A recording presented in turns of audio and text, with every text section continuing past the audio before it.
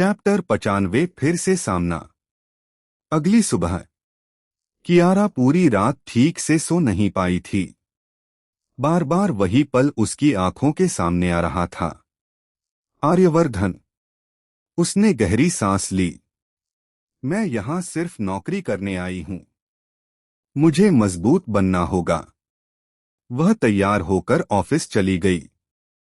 उधर आर्यवर्धन हमेशा की तरह समय पर अपने केबिन पहुंच गया। लेकिन आज उसने कोई फाइल नहीं खोली। वह खिड़की के सामने खड़ा शहर को देख रहा था। 6 साल पहले बोले गए अपने ही झूठे शब्द आज उसके कानों में गूंज रहे थे। सब नाटक था। मुझे तुमसे नफरत है। उसने आंखें बंद कर लीं। पहली बार उसे अपने ही शब्द किसी हथियार से ज्यादा दर्दनाक लगे। तभी टक टक दरवाजे पर दस्तक हुई। कम इन। इस बार कियारा अंदर आई। उसके हाथ में मीटिंग की फाइलें थीं। उसने बिना उसकी तरफ देखे फाइलें मेज पर रख दीं। सर, ये आज की मीटिंग की फाइलें। वह मुड़कर जाने लगी। तभी आर्यवर्धन की आवाज आई। रुकिए। कियारा के कदम वहीं थम गए। उसने धीरे से पीछे मुड़कर देखा। दोनों की नजरें फिर मिलीं। कुछ सेकंड कमरे में सिर्फ खामोशी थी। फिर आर्यवर्धन ने पूरी तरह प्रोफेशनल लहजे में पूछा, आपने पहले कहीं काम किया है? कियारा समझ गई। वह ऐसे व्यवहार कर रहा है जैसे वे अजनबी हों। उसने भी अपने आंसू रोक लिए। जी सर, छोटी छोटी जगहों पर। ठीक है। आप अपना काम जारी रखिए। जी सर। कियारा बाहर चली गई। दरवाजा बंद होते ही आर्यवर्धन ने मेज पर अपनी मुट्ठी दे मारी। धड़ाम। राघव दौड़ता हुआ अंदर आया। सर, सब ठीक है? आर्यवर्धन ने बिना उसकी तरफ देखे कहा। मीटिंग की तैयारी करो। जी सर। राघव बाहर चला गया। लेकिन अब उसे यकीन हो गया था कि उसके सख्त बॉस के अंदर कोई बहुत बड़ा तूफान चल रहा है। और दूसरी तरफ कियारा ने भी तय कर लिया था, वह इस ऑफिस में सिर्फ एक कर्मचारी बनकर रहेगी। अब न कोई शिकायत, न कोई सवाल, और न ही अतीत की कोई बात। चैप्टर 97 अनचाहा प्रमोशन। अगली सुबह आर्यवर्धन अपने केबिन में बैठा कुछ फाइलें देख रहा था। उसने इंटरकॉम उठाया। राघव। Yes sir. कियारा शर्मा की पूरी वर्क रिपोर्ट लाओ। अभी लाता हूं सर। कुछ ही मिनटों बाद राघव रिपोर्ट लेकर आया। सर, पिछले 2 महीनों में इन्होंने एक भी शिकायत का मौका नहीं दिया। समय की पाबंद हैं, ईमानदार हैं, और हर काम उम्मीद से बेहतर करती हैं। आर्यवर्धन ने रिपोर्ट बंद की। उसने शांत स्वर में कहा, आज से इन्हें चेयरमैन की पर्सनल असिस्टेंट बनाया जाता है। राघव चौंक गया। सर, लेकिन इनके पास पीए का अनुभव नहीं है। आर्यवर्धन ने ठंडी नजर से उसकी तरफ देखा। अनुभव सिखाया जा सकता है, ईमानदारी नहीं। ऑर्डर जारी कर दो। जी सर। 1 घंटे बाद एचआर विभाग से कियारा को बुलावा आया। वह अंदर गई। एचआर मैनेजर मुस्कुराए। कॉन्ग्रेचुलेशंस मिस कियारा, आज से आपका प्रमोशन हो गया है। कियारा ने हैरानी से पूछा, प्रमोशन? जी। अब आप चेयरमैन की पर्सनल असिस्टेंट रहेंगी। यह सुनते ही कियारा का चेहरा उतर गया। उसने तुरंत कहा, सर, अगर संभव हो तो मैं अपनी पुरानी पोस्ट पर ही ठीक हूं। एचआर मैनेजर मुस्कुरा दिए। ये चेयरमैन का सीधा आदेश है। इसे चैप्टर 97 अनचाहा प्रमोशन। अगली सुबह आर्यवर्धन अपने केबिन में बैठा कुछ फाइलें देख रहा था। उसने इंटरकॉम उठाया। राघव। Yes sir. कियारा शर्मा की पूरी वर्क रिपोर्ट लाओ। अभी लाता हूं सर। कुछ ही मिनटों बाद राघव रिपोर्ट लेकर आया। सर, पिछले 2 महीनों में इन्होंने एक भी शिकायत का मौका नहीं दिया। समय की पाबंद हैं, ईमानदार हैं और हर काम उम्मीद से बेहतर करती हैं। आर्यवर्धन ने रिपोर्ट बंद की। उसने शांत स्वर में कहा, आज से इन्हें चेयरमैन की पर्सनल असिस्टेंट बनाया जाता है। राघव चौंक गया। सर, लेकिन इनके पास पीए का अनुभव नहीं है। आर्यवर्धन ने ठंडी नजर से उसकी तरफ देखा। अनुभव सिखाया जा सकता है, ईमानदारी नहीं। ऑर्डर जारी कर दो। जी सर। 1 घंटे बाद एचआर विभाग से कियारा को बुलावा आया। वह अंदर गई। एचआर मैनेजर मुस्कुराए। कॉन्ग्रेचुलेशंस मिस कियारा, आज से आपका प्रमोशन हो गया है। कियारा ने हैरानी से पूछा, प्रमोशन? जी। अब आप चेयरमैन की पर्सनल असिस्टेंट रहेंगी। यह सुनते ही कियारा का चेहरा उतर गया। उसने तुरंत कहा, सर, अगर संभव हो तो मैं अपनी पुरानी पोस्ट पर ही ठीक हूं। एचआर मैनेजर मुस्कुरा दिए। ये चेयरमैन का सीधा आदेश है, इसे बदला नहीं जा सकता। कियारा बाहर निकली। उसके कदम भारी हो चुके थे। उसने मन ही मन कहा, क्यों? इतनी बड़ी कंपनी में और कोई नहीं मिला, मुझे ही उनके सामने क्यों रहना पड़ेगा? 6 साल पहले के स्ख्म फिर से ताजा हो गए। जिस इंसान से मैं सबसे ज्यादा नफरत करती हूं, अब उसी के साथ हर दिन काम करना होगा। उसने अपनी आंखों के कोने पोंछे। नहीं, ये नौकरी मेरे बच्चों के लिए है। मैं कमजोर नहीं पड़ूंगी। शाम को राघव ने आकर कहा, मैडम, सर बुला रहे हैं। कियारा ने गहरी सांस ली। दरवाजे पर दस्तक दी। मे आई कम इन सर? अंदर से वही ठंडी आवाज आई, कम इन। कियारा अंदर गई। आर्यवर्धन फाइल पर हस्ताक्षर कर रहा था। उसने बिना ऊपर देखे कहा, कल सुबह 8 बजे से आप यहीं रिपोर्ट करेंगी। आपका नया कार्यभार मैं खुद समझाऊंगा। कियारा ने बस इतना कहा, जी सर। वह मुड़ी और बाहर चली गई। आर्यवर्धन ने पहली बार सिर उठाकर उसे जाते हुए देखा। उसका चेहरा हमेशा की तरह कठोर था, लेकिन उसके मन में केवल एक ही बात थी, इस बार मैं तुम्हें अपनी नजरों से दूर नहीं होने दूंगा। चैप्टर 98 पहला दिन। Personal assistant. अगली सुबह ठीक 8 बजे कियारा चेयरमैन के केबिन के बाहर खड़ी थी।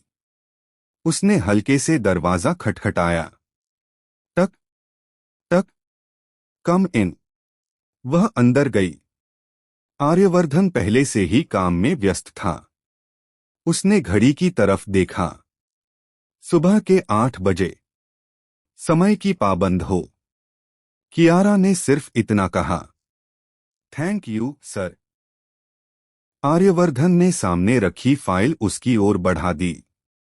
आज का पूरा शेड्यूल। 9 बजे बोर्ड मीटिंग, 11 बजे विदेशी क्लाइंट्स, 2 बजे प्रेस ब्रीफिंग। एक भी गलती नहीं होनी चाहिए। जी सर।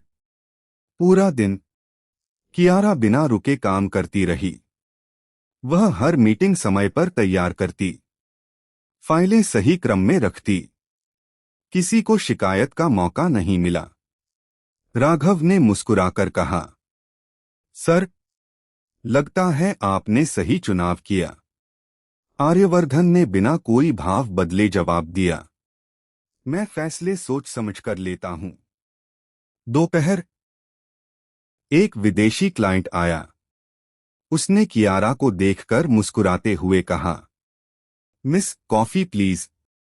कियारा कॉफी बनाने चली गई। वापस आई तो क्लाइंट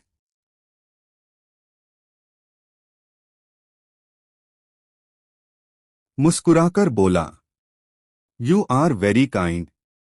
आर्यवर्धन ने यह देखा। उसके चेहरे पर कोई भाव नहीं आया, लेकिन उसने ठंडी आवाज में कहा, मिस्टर एंडरसन, पहले मीटिंग पर ध्यान दें। कमरे का माहौल तुरंत गंभीर हो गया। क्लाइंट ने भी मुस्कुराहट समेट ली। राघव ने मन ही मन सोचा, सर को क्या जरूरत थी बीच में बोलने की। शाम होने लगी। लगातार काम करते करते कियारा को हल्का चक्कर आने लगा। सुबह से उसने ठीक से खाना भी नहीं खाया था। वह फाइल लेकर चल रही थी कि अचानक उसके कदम लड़खड़ा गए। फाइलें जमीन पर बिखर गईं। आर्यवर्धन तुरंत अपनी कुर्सी से उठा। क्या हुआ? मैं ठीक हूं सर। झूठ मत बोलो। उसकी आवाज सख्त थी, लेकिन चिंता साफ महसूस हो रही थी। राघव भी पास आ गया।